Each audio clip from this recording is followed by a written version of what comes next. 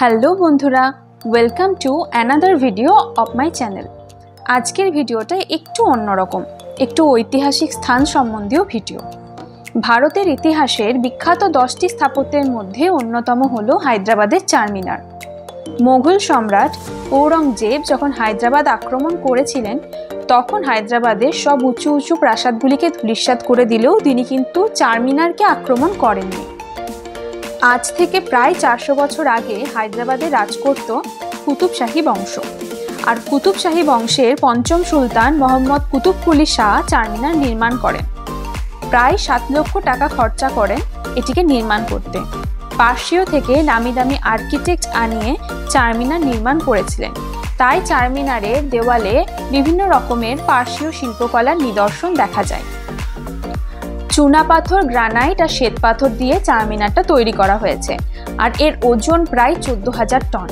Square type এই স্থাপত্যের চারপাশে 4টা বড় বড় মিনার রয়েছে, যাদের উচ্চতা প্রায় 48 মিটার করে, এবং প্রতিটা মিনারের মধ্যে দূরত্ব রয়েছে 20 মিটার।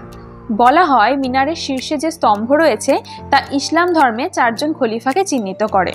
মিনারটি 2 তলা বিশিষ্ট এবং ওপরে যাওয়ার জন্য সিঁড়ি রয়েছে। 149টা সিঁড়ি বেয়ে ওপরে উঠতে হয়। বলা হয় মিনারের নিচ থেকে সুড়ঙ্গ পথ সোজা চলে গেছে গোলকোন্ডা ফোর্টে। হায়দ্রাবাদের সঙ্গে ঔরঙ্গজেবের যখন যুদ্ধ হয়েছিল, তখন তিনি চারমিনার যে আক্রমণ করেননি তার প্রধান কারণ হলো চারমিনারের ওপরে একটি মসজিদ আছে, তবে এটা এখন বর্তমানে পর্যটকদের জন্য বন্ধ। হায়দ্রাবাদে চারমিনারের পথে একটি বিখ্যাত বাজারও আছে, আর সেটা হলো লাট বাজার।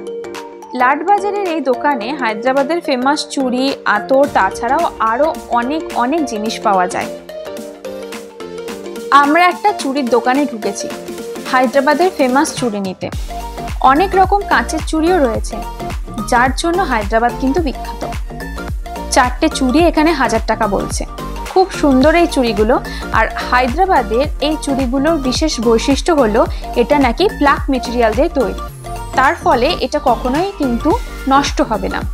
হায়দ্রাবাদের স্পেশালিটি এই চুড়িগুলোর দাম খুব বেশি, আর দোকানটা ছিল গভর্নমেন্ট সার্টিফাইড, তাই মনে হলো হয়তো ঠকবো না, তাই বিলটাও ছিল গভ সার্টিফাইড। চুড়ি নিয়েছি আমার জন্য আর বোনের জন্য।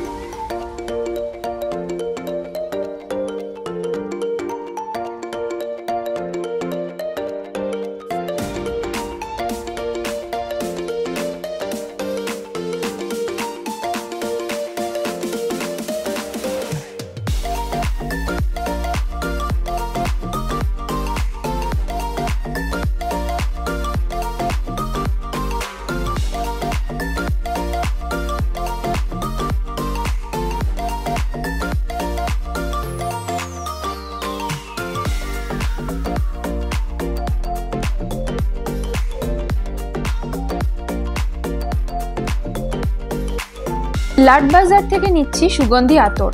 হায়দ্রাবাদ এসেছি আর একটু আতর কিনবো না তাই কখনো হয়?